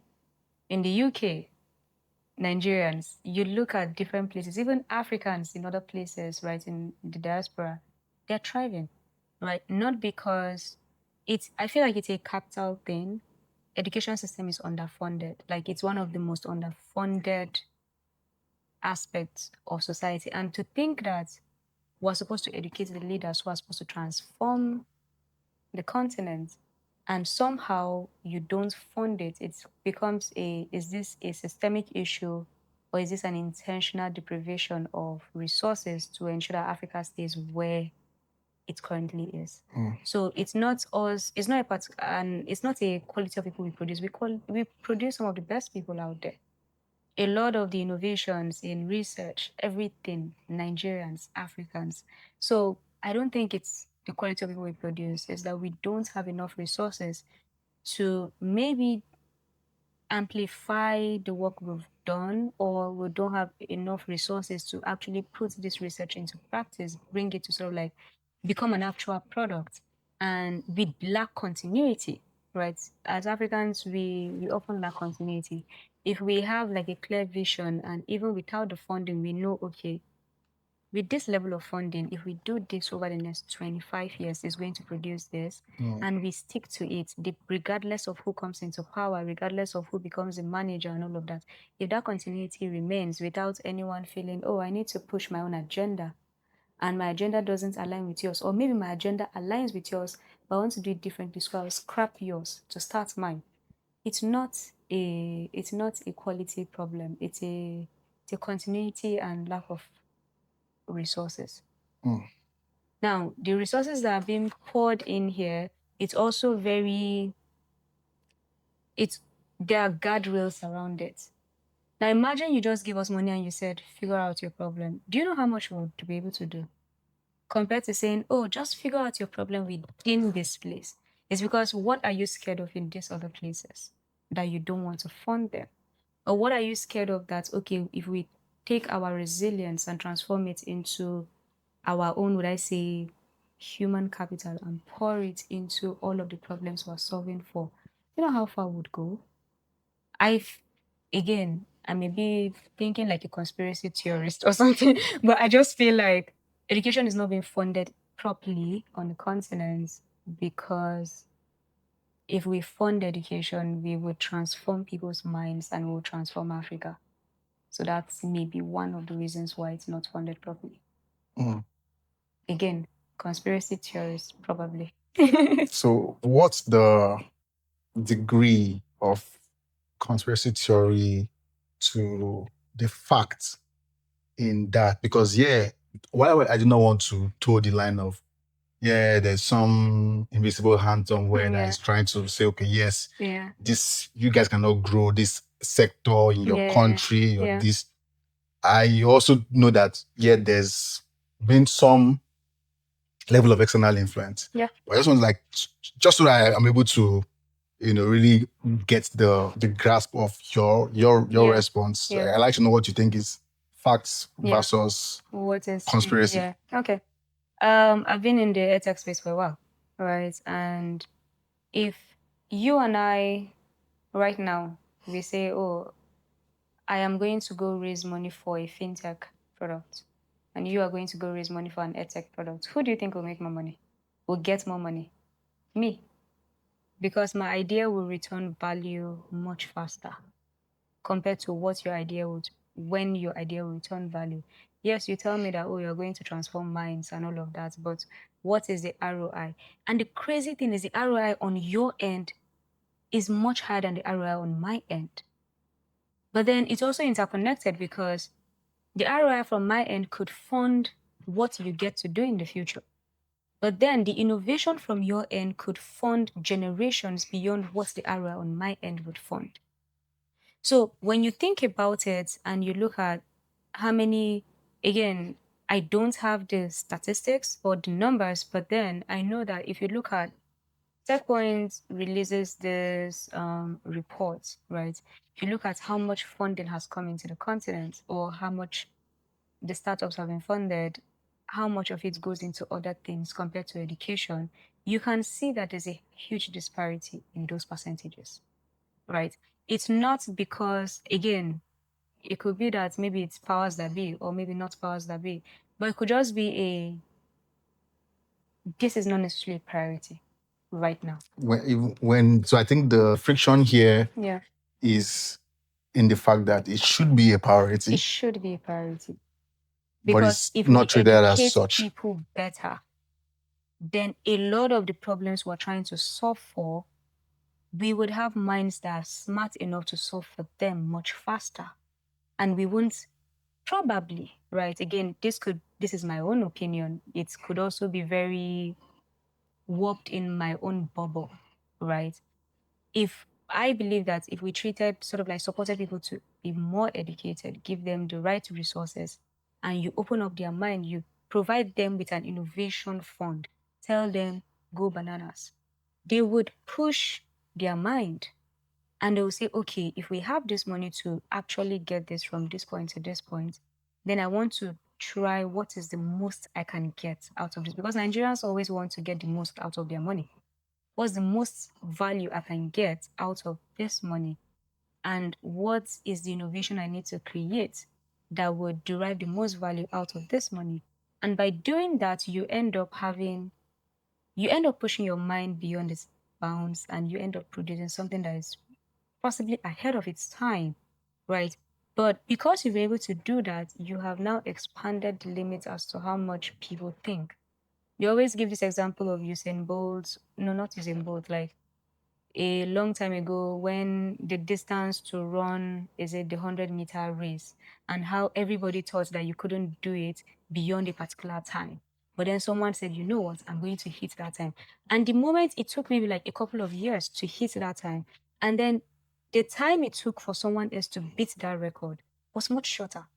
Because what that person did was expand the mind to say, yeah, you can do it. Then someone is like, oh, if you can do it, then we can do so much more. Now bring that into the whole education and other sectors. Other sectors are very important. But then some of the problems you're trying to solve for within other sectors, if you solve for education, you would easily solve for all those other problems. Because now you have people who are educated, who can think further, who would want to disrupt things. So that is my own perception of it. If we look at the data, you would find that education is funded much less than others. It's not even me saying it based off my own opinion. Is that I have seen the data. I don't have the data word for word right now, but yeah. Okay. I think I sort of get the points and premise. Okay. Interesting. So let's come back to you. Yeah. You've moved into a new chapter. Yes. And congratulations Thank you. again. Thank Because you I very remember much. you did get a lot of congratulations Yeah. when you made the That was announcement. overwhelming. What were you searching for that you weren't getting before? Okay, that's a deep question. What was I searching for that I wasn't getting before? I I was searching for something new, but then that allowed me to express myself in the best ways possible, right? I was in the software space for the longest time, about 10 plus years, right? And I came into software when before software became cool, before everybody wanted to be a software engineer. And right now, it's becoming more and more clear that yes, we're building for software, but we are still consumers of technology on the continent. We are not optimizing to create our own technology. And how do we do that? Sometimes it's in different layers, but then one of those ways is designing chips that powers the intelligence or even that powers all of the hardware or the devices that we use, right? Whoever owns the original IP around the chip that is designed and the data that comes into it owns everything, right? So how I feel I wanted to be part of a new ecosystem or be part of building a new ecosystem. I was part of building the tech ecosystem, the software ecosystem. I wanted to do something else, right? And when the opportunity came, interesting, the opportunity came about 2 years before I even accepted it. But then at the time, I would say to a certain degree, I wasn't ready for it. And to a certain degree, I wasn't sure it was what I wanted at the time, right? Because multiple opportunities came. Again, you know how executive hires go. Executive hires sometimes run for almost 5 years. It was one of the things that Diwali taught me that before you want to hire someone, you need to start watching them for a while, right? Have conversations. It may not close. It will take a while. And when that happened with me, I didn't even know I was going to take this role. At the time we were having conversations, I was like, no. Because I knew what I was doing at AltSchool at the time. I was enjoying it. I was I was fulfilled by it. I knew I was where I wanted to be at that time. I knew I was doing the work I'm meant to be doing at that time. But then the moment things started shifting was when I realized that okay, you're supposed to be doing something else. Don't stay here because you are comfortable here, right? Move and do something else. Try to go break the mold somewhere else, right? And so when the opportunity came again, I was like, okay, let me see if I should consider this, prayed about it, had conversations, and also just sat with myself and I was like, okay, you said you want to do something new aside Balance Unleashed. You want to be part of creating a new ecosystem that transform how Africa is being optimized for economic growth. This is the opportunity. And right now, I also wanted to learn. I wanted, I had learned so much to the point of becoming somewhat of an expert in my field, where everybody, you talk about edtech, yeah, Rachel, and all of that, but I wanted to be a beginner somewhere, right? And I remember I contemplated going into healthcare. I contemplated going into different industries, right? But it was like, okay, I wanted to take all of the experiences from here and then take it somewhere else, do something new, and just start from scratch. Maybe not start from scratch, but start with that depth of experience, but go and learn an entirely different thing. It has been, I mean, this is 4 months down the line right now. It has been a very impactful experience for me. It has, my mind has been expanding. I have been learning so much. I think one of the prayers also was I've always been in a situation where I was managing myself, right? I always had a manager, I always had a leader, right? But I was tasked with the responsibility of managing myself. And I wanted, because I knew that I wanted to get to the point where I could build businesses where structures are so great. Like I wanted to be able to offer a different kind of work environment for people. And I felt one of the things I had not experienced properly is having a manager, right? And it was one of the things that I actually prayed for. I was like, I wanted my next role to be a role where I had a manager who, Like someone manage you. someone managed me, Oh, okay. right? Someone managed me properly because all of my roles, I've only had a manager one time. And even in less than 3 months, he was no longer my manager.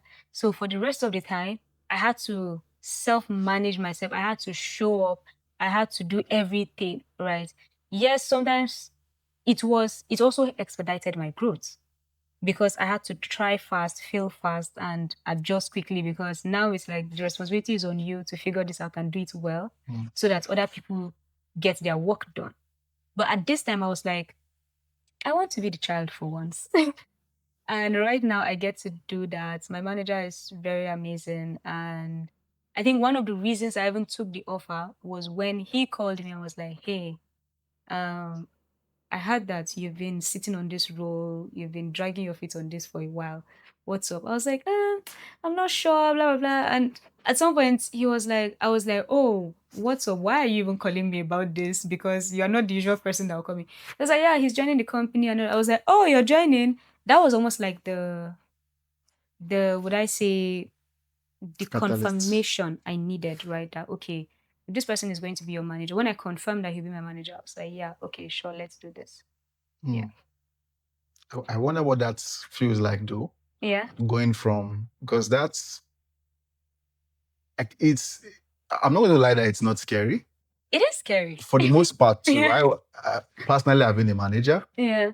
and when you look at it, you say most people don't want to. Yeah. Most people now just want to stay on that trajectory, Yeah. So it's always a case of, do you want to go somewhere else and then learn, Yeah. start, humble yourself again? There's always that Again, humility I part mean, of it. I am humbling myself. It's just I'm humbling myself with a very small set of people, right? My role is VP, right? Just I report to maybe like just a handful of people, right? I still get to be the manager to a lot of people, right? A lot of people that I manage. But I just wanted that experience where I could call people and say, hey, I'm struggling with this. Okay. And you would walk me through this, you would talk me through things, and I'll be like, yeah, I get that and all that. So, again, because it was also a new industry, don't forget, it's a new industry that I did not know jack about, right? So, I needed to have someone who I could defer to their wisdom, Okay. right? So, yeah. Interesting. Was leaving the previous environment difficult? And were there any part of you that didn't want to move? Hmm. Yeah, that's a very interesting question. Was leaving the environment difficult? Yes, it was. Because it was what I knew for the longest time. I knew, when you somewhat know what the next, if I stay here, I know what the next 3 to 5 years would look like. Mm.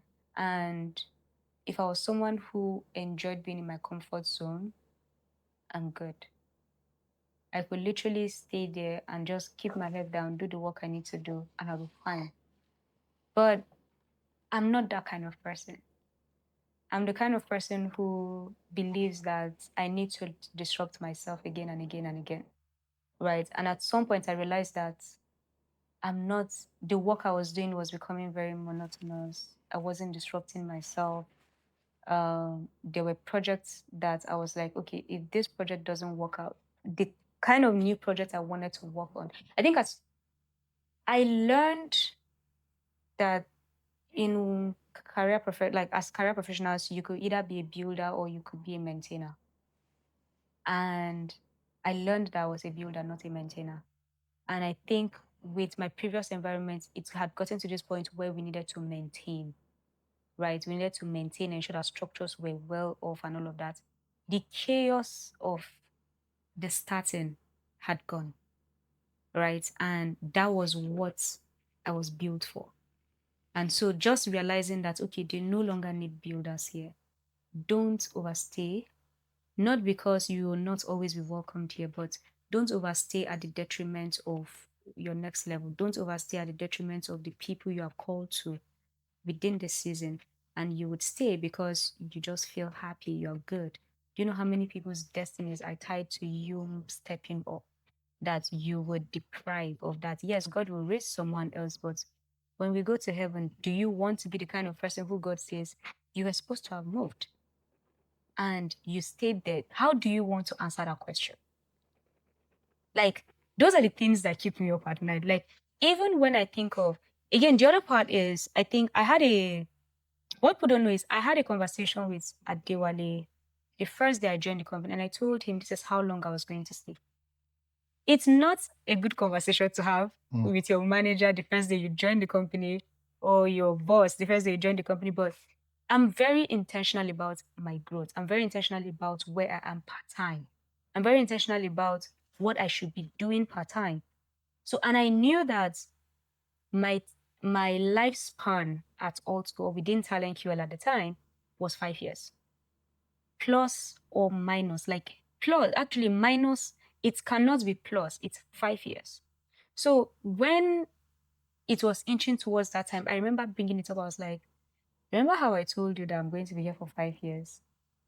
Time don't they come close and all of that. And then there was opportunity. So there was, I think at the time, Would it have been different if there wasn't an opportunity? Would it have been different? No. Okay. I would have still left within that 5 year mark.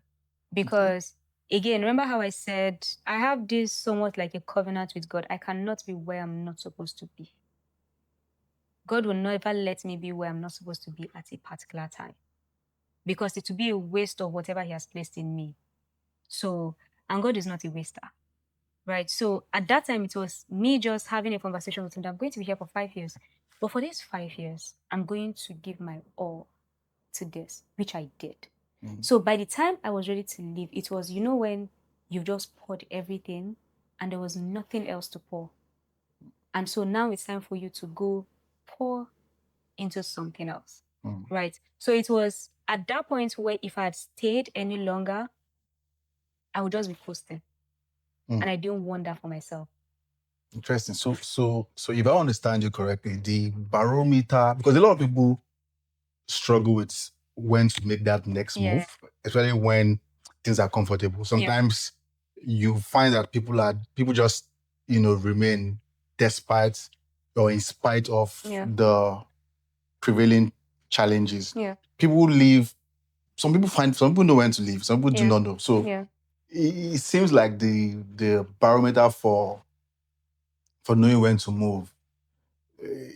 I don't want to say that there's a specifics, but in your own case, it's setting that initial time premise, saying you didn't you did not want to stay beyond this particular time, and then also knowing that there's certain points where you then begin to become like in your own word, a coaster. Yeah. And you don't want to be a coaster. Yeah. So is this something that can work for everyone, or it's just like no, you I don't think so, right?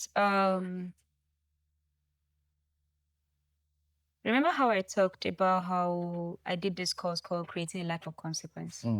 Now, one of that was even the final, so it was almost like the final year project or whatever. I did this project, and the final project for that course was write your obituary. And a lot of people, when I tell them that, they're like, what? Why would I do that? Because Nigerians, we always move with this perception of me writing my obituary means I am saying I'm going to die. Yeah. Right? But then they tell you to write your will. Nigerians don't write wills because they feel like you are writing your death and all of that. But that's not the case. It's signing your death warrant. You get, but that is not the case. I like to think of it as an psychologically, right? It's an investment into your future. It's an investment into your children. That if anything happens to me, this is what is going to happen. These people are protected and all of that. Now, again, that is my own opinion.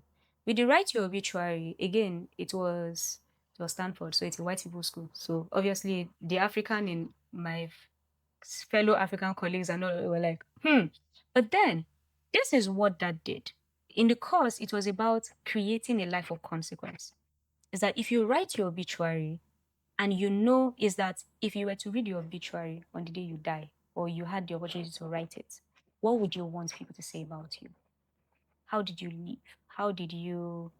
How much time did you spend doing the right things? How were you with your family? Where did you work? Who did you work with? What is an ideal environment for you? So what that did was helping me create the kind of life I wanted. And then you get to work backwards. And every decision you make is towards if this obituary is true, am I making the decisions that aligns with what I wrote in the obituary? Or am I just living my life to happen per chance? Now, it doesn't take away the fact that things can happen to you, right? God can turn things around. But sometimes there's also that whole write a vision, make it plain, right?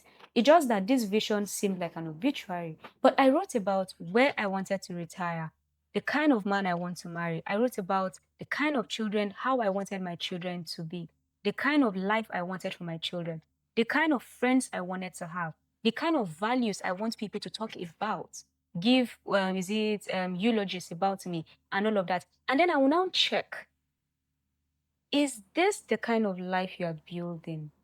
Or is this you wanting people to lie about you? And then I can now use that to say, okay, what are the characters that I've said I want people to talk about, but I currently don't possess? How do I build towards that? Right? And using that is like, okay, if I say I want to retire in Switzerland, the kind of life I'm building right now, does it work towards retiring in Switzerland? No. Okay, if no, what do I do differently? That is the thing about writing your obituary and how it sort of like helps you to walk backwards and be very clear about this is where I'm headed and this is how I need to get there. Now, when I made that whole, oh, I'm going to be here for 5 years, at the time, this was like 2021. So surely I've not written my obituary at the time. But then it was me just being very intentional about times and seasons, knowing that there's a season that. So I remember I used to tell people that the only thing that would have made me stay much longer than I was, or much longer than I did, was if I get a clear instruction that it wasn't time to leave. Then that timeline would change. But as far as I was concerned, there's a partnership, right, that you have with, would I say, God, and acknowledge Him in the way you design your life, such that you could have conversations around, okay, this is what I want. All right. There's this Bible verse that delight yourself in the Lord, and He will give you the desires of your heart. Right. It's like I know what the desires of my heart are, but the question is, am I delighting myself in His will? And if I'm delighting myself in His will, it's now sort of like almost like our will becomes the same because my will is now tilted towards God's will. Now, because of that, it now makes it much easier for me to say, I want to be here for this time because I know that surely there are other things you want me to do. You don't want me to just stay here and just be coasting. Now, it's a question of how well do you know yourself? How well do you know your relationship with God? How well do you know what God's plans are for your life? And it's okay if you don't, but can you be sensitive to understanding times and seasons you are in and how you need to optimize for not being in a season longer than you need to be? Right? If you're able to optimize for that, then you will not regret leaving a place. I don't regret living anywhere. Was it difficult to live? Yes, because I built relationships. I have friends. There are systems I put in place that sometimes you'll be like, oh my God, will this work? This system still stay if I'm not there. But it's not a question of did I invest in people well, did I grow people well enough to get them to show up and again build that level of continuity? Did I build a continuity plan that people can run with even if I'm not here? If I did, then I should not be worried. I should have zero regrets.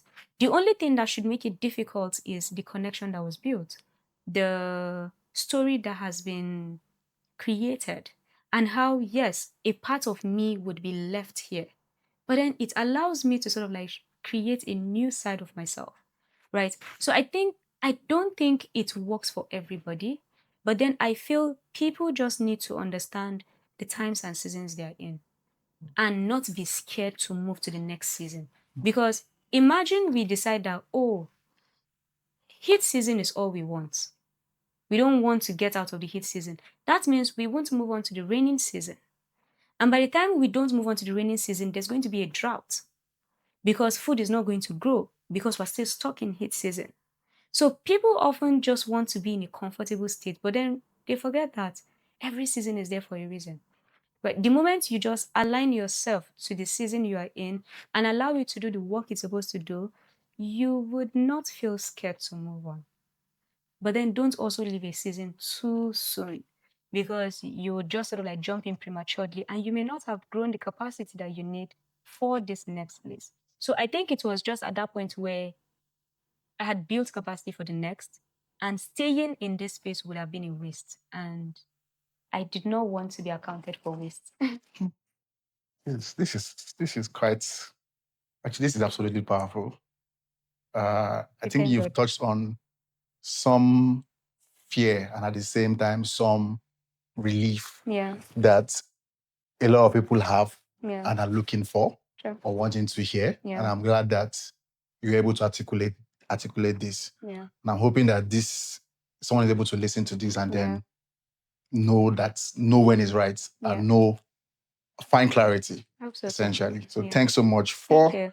for that. So I mean, my final reflective Okay. question, and I so much appreciate you for doing this. Thank you. If I like to believe that this is one of the best conversations I've had on the I'm WLC, glad to hear that. and I'm saying this Yeah. on camera. Yeah.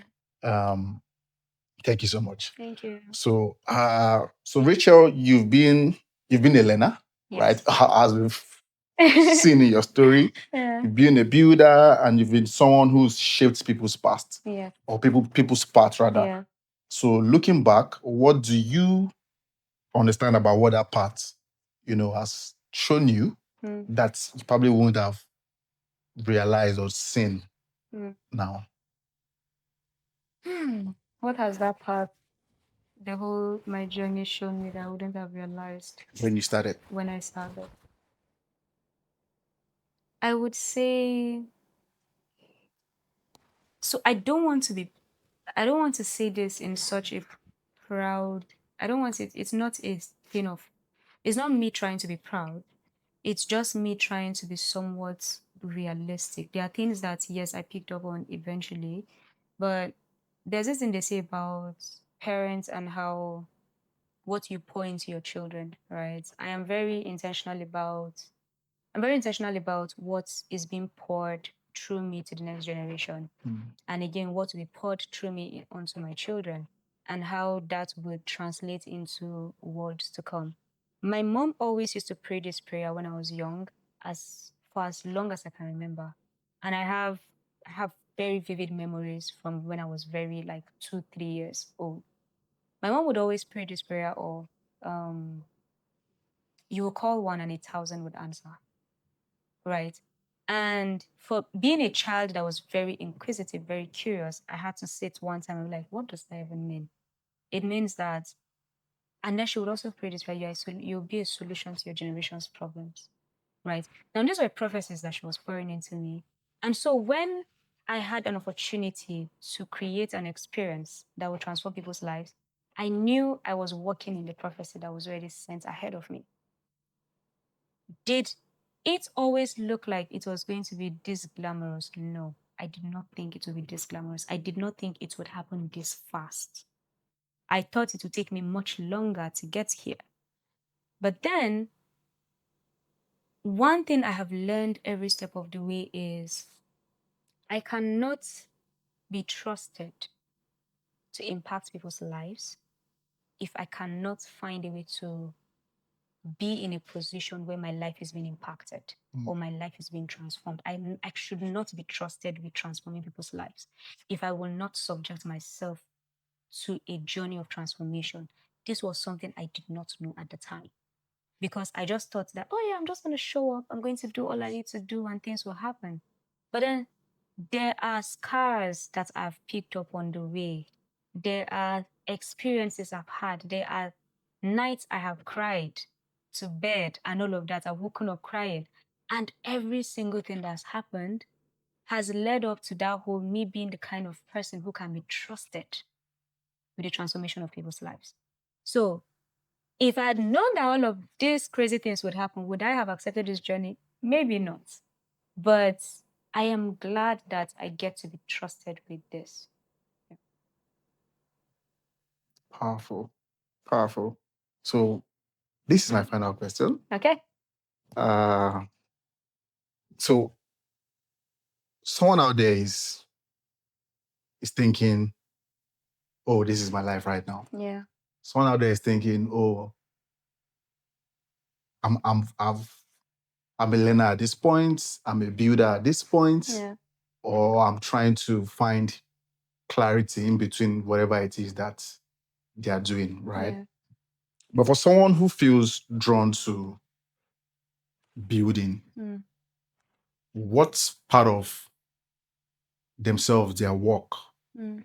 needs to be lost for that to happen? That's a good question. What part of themselves needs to be lost? I think their pride and their ego needs to be lost. How so? I had to learn to be, in order for you to be a learner and be a builder, you need to, your pride and your ego as to, I know this much, needs to walk away. Like you need to leave it at the door because it takes a certain degree of curiosity for you to learn the next thing. You cannot say you are a learner if you just decide that this is all I want to know. This is how long I want to know this. Then you're not going to learn anything. You're just going to revolve within that orbit of how much you know. So you can't even call yourself a learner, right?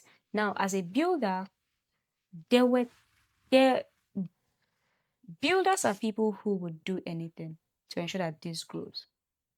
So this means that there are times that you would have to go sit down and do the work you would naturally not enjoy doing.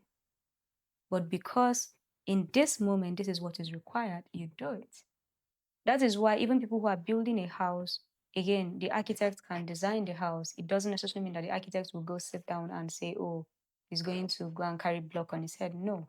But then when you have people who are actually building the house, the masons or whatever you call them, you will see that at some point they're carrying block.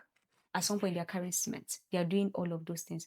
It's because in this particular phase, everybody needs to do the same thing. They are carrying water, they are carrying sand, they're mixing all of that. All this to say, that is the building phase. When we get to the beautification phase, when you now specialize, or you are the person who is doing the plastering, or those are the people they call masons, you are doing the plastering, the person who is carrying block would not be found In that plastering. space. The person who is not at this time that the architect will now say, oh, there's something I want to design and all of that.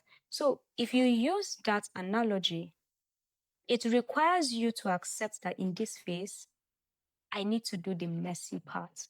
And the messy part means my ego needs to be left at the door. Because the moment you bring in your ego, you cannot do the messy part.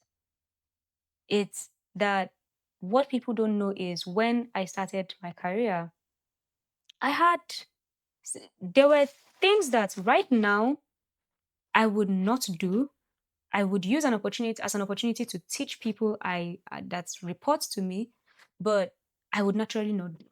That is why the higher up you go, the idea is to shed off all of the operational bits, right? But if you say you're a builder, you have to accept that this operational bit needs to get done. And then in time, you can now start delegating. I would recommend people to read there's this book that Dewale was so obsessed with. He made all of us read. And I think it's one of the best books on building a business that I actually read. It's called Blitzscaling.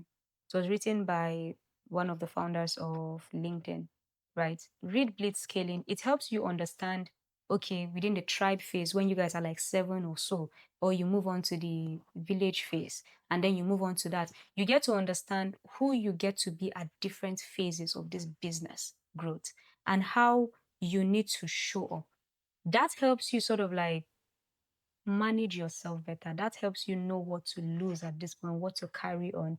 If you think you want to carry all of yourself, that is one of the challenges I have with younger people. Again, I'm still very young, but that's the We challenge I get. have with people who come into the workspace right now is that they just want to do what they want to do. It doesn't work that way. People who have gotten this far did not get this far by just doing what they wanted to do. No, they did everything.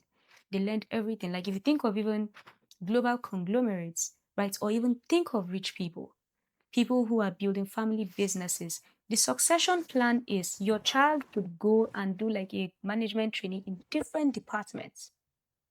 So that if at any point we have a management issue, when you are now the CEO or an executive, you know how to solve it because you understand the basics.